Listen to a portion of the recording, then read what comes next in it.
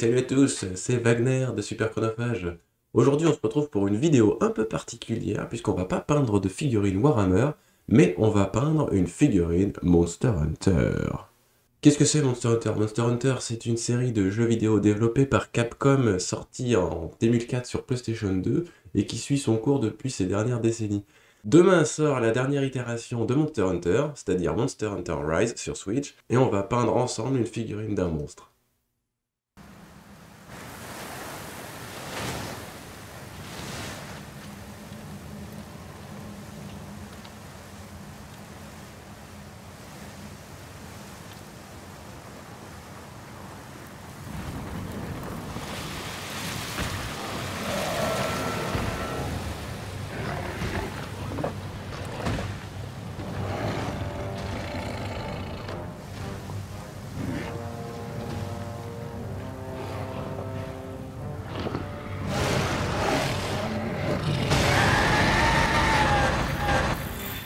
Vous l'avez vu dans la petite introduction qu'on a passée en vidéo, le monstre qu'on va peindre aujourd'hui est un Diablos, mais pas celui auquel vous pensez et que vous avez vu, mais plutôt sa version de déviant et bien plus méchant et plus sombre et plus dark et plus vilain et tout.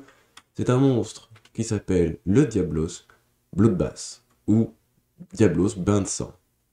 Si on devait énumérer ses compétences, il est plus méchant, il court à 2000 km/h, il projette de la vapeur qui fait exploser le sol, et ses veines ressortent beaucoup comme un bodybuilder qui aurait un petit peu trop forcé sur la fonte. La figurine que l'on va peindre aujourd'hui peut se trouver dans le commerce, mais attention, ce sont des figurines à acheter à l'aveugle, c'est-à-dire que vous allez avoir une grosse boîte dans laquelle vous voyez tous les monstres de la série, c'est-à-dire une dizaine je pense. Vous voyez donc quel monstre vous pouvez espérer avoir, vous achetez ce petit blister à l'aveugle, et une fois que vous l'ouvrez, vous découvrez quelle figurine vous avez. Généralement, les figurines se présentent comme ceci, elles font cette taille-là, elles sont dans un PVC souple, et elles sont fournies avec un socle. Alors là, le socle, à l'époque, était plutôt sympa, il y avait, vous voyez, une petite gravure, mais maintenant les socles sont vraiment, je trouve, moches, c'est des hexagones, avec des clips sur les côtés pour les assembler entre elles, et plein de petits trous pour les picots qu'il y a sous la figurine. Alors que là, c'est l'inverse, vous avez les picots et vous rentrez la figurine dedans. Généralement, il y a un petit peu d'assemblage à faire, comme par exemple les ailes pour cette Rathian. Et oui, je sais, j'ai dit Rathian et j'ai pas dit Rathian, parce que moi, quand j'ai commencé à jouer, il n'y avait pas de doublage. Ces figurines peuvent être trouvées en France dans des conventions comme la Japan Expo, mais faites attention aux revendeurs qui ont tendance à vous les revendre déballés et vous les vendre à des prix exorbitants. Par exemple, on peut retrouver certaines figurines allant jusqu'à 50 € alors qu'en fait, neuves, elles en valent 10. Normalement, comme vous achetez ça à l'aveugle, ça coûte pas cher. Vous pouvez en trouver aussi sur eBay ou sur Amazon, mais faites attention au prix. Voici la créature que j'ai peinte, on va voir ensemble comment je l'ai customisée pour en arriver là. Là, l'idée avec le Diablos, c'était vraiment de repeindre le Diablos de base en le transformant en sa version déviante, qui est vraiment plus méchante, qui était le monstre emblème sorti dans Monster Hunter Génération Ultimate sur Switch, et c'était le plus gros déviant à affronter, c'est-à-dire que les déviants, à l'inverse des variants ou des sous-espèces, ce sont des monstres qui se sont endurcis et devenus encore plus balèzes et plus méchants, et c'est une plaie à affronter. Je vous raconte même pas l'horreur avec celui-ci, c'est vraiment le plus dur. J'ai dû resculpter quelques parties parce qu'en fait vous allez voir que le Diablos il a ses deux cornes qui sont complètement symétriques sur la tête, alors que celui-ci il a des cornes complètement asymétriques, il va avoir une corne beaucoup plus longue et une corne qui se divise en deux autres plus petites. Donc ce que j'ai fait c'est que je l'ai tigé, comme c'est du PVC souple ça n'a pas été trop compliqué à percer, mais vous verrez que je me suis blessé dans la vidéo, je me suis troué le doigt avec le fil de fer. Après avoir tigé la figurine, j'ai donc appliqué de la green stuff que je suis venu remodeler pour transformer les cornes. Je suis pas un grand sculpteur, mais l'idée c'était vraiment d'arriver à peu près à faire la même forme tubulaire qui se finit en pointe, et je les ai légèrement torsadés pour leur donner un petit look différent. Voilà pour la symétrie des cornes. Comme j'aimais pas son socle hexagonal avec des petits trous, je suis allé lui en acheter un chez Game Workshop. J'ai pris la taille des stégadons des séraphons. L'idée c'était vraiment de faire un désert, puisqu'on le retrouve la plupart du temps dans ces milieux arides, et je voulais que ça matche parfaitement avec l'idée de la figurine. Vous allez voir qu'à la fin, on arrive à retrouver quasiment la même teinte que la figurine avait à la base sur les parties couleur sable, mais je l'ai quand même sous-couché pour pouvoir repartir de zéro pour vous montrer entièrement comment repeindre une figurine, quitte à ce qu'elle soit complètement différente ou non. La préparation que j'ai utilisée pour faire la base de mon socle désertique est faite à partir d'acrylique blanche, de sable et de copeaux vendus par Army Painter. Vous les trouvez dans des petites boîtes, et là je trouvais que la taille de la texture se prêtait parfaitement à ce que je voulais faire. J'applique tout ça, je laisse bien sécher. Ne faites pas comme moi, ne sous-couchez pas trop vite, parce que ça a soufflé un petit peu ma texture et j'ai dû retravailler derrière. Surtout que j'avais un socle collé dans un socle, donc il y avait une épaisseur que je voulais masquer, et il fallait pas qu'on voit le petit escalier que ça donnait. Après ça, j'ai rajouté des cailloux en polystyrène. C'est pareil, si vous les collez, si vous avez du polystyrène, ne le sous-couchez pas. Le polystyrène fond avec les solvants des sous-couches. Il vaut mieux faire la base de son socle, le sous-coucher, venir poser les cailloux par-dessus, qu'on va peindre directement avec la peinture acrylique. Ce n'est pas la peine de le sous-coucher, vous allez juste défoncer la texture et rendre ça complètement lisse et voir ça va faire des fils. Après, pour peindre la figurine, j'ai pas eu trop de questions à me poser puisque j'avais un modèle de couleur sous les yeux. Le schéma était tout trouvé, je n'avais plus qu'à appliquer ce que je savais faire. L'idée c'était donc d'appliquer une couche de base.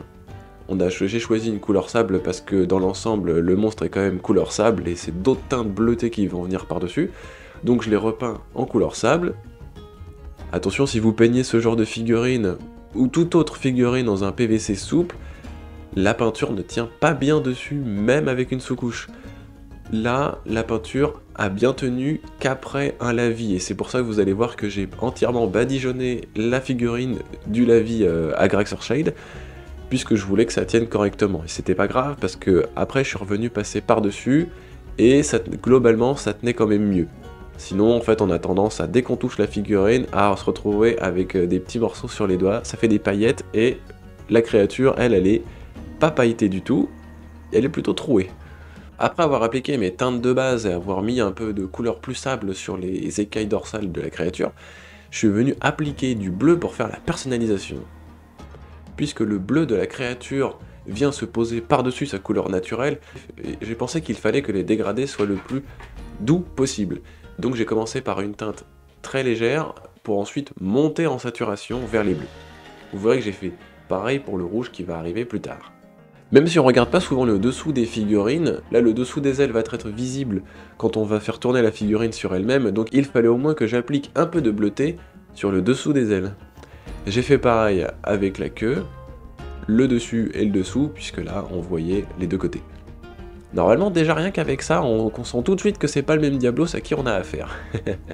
Bon, il y en a partout sur le bureau, c'est assez dégoûtant, mais l'idée c'était vraiment de badigeonner partout la figurine pour qu'on fasse ressortir tous les petits reliefs, parce qu'il y en a vraiment énormément sur la figurine avec toutes les écailles, et pour que la peinture qu'on a mis en dessous tienne. Comme ça, j'avais une belle couche de base et j'allais pas décrocher la peinture à chaque fois que j'allais manipuler la figurine.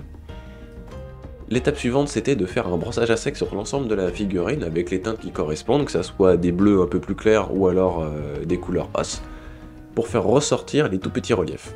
C'était vraiment un petit coup comme ça pour faire ressortir légèrement.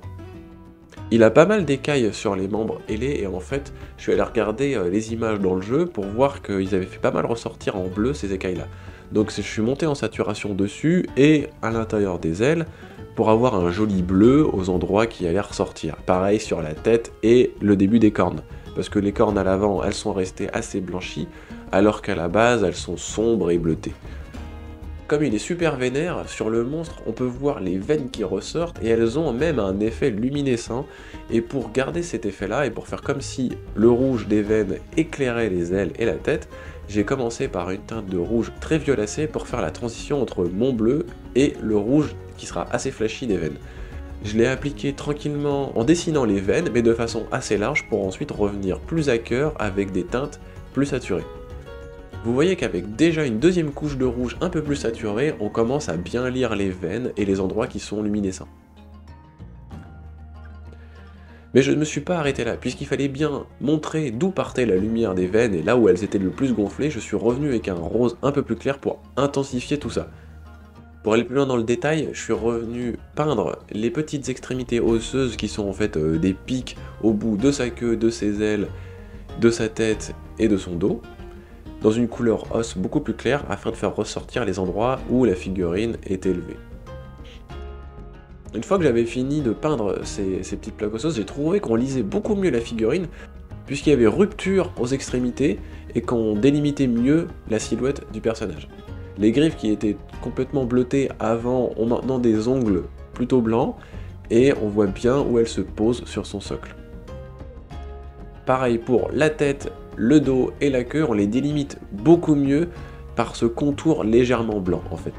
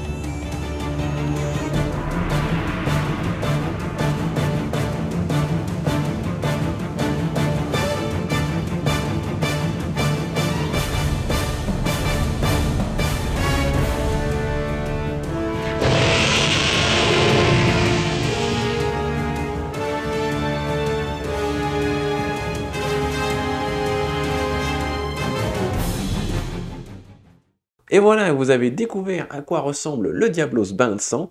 J'espère que ça vous donnera envie d'aller titiller la bête, de le combattre sur Monster Hunter Génération Ultimate, ou alors de tout simplement jouer à Monster Hunter Rise qui sort demain.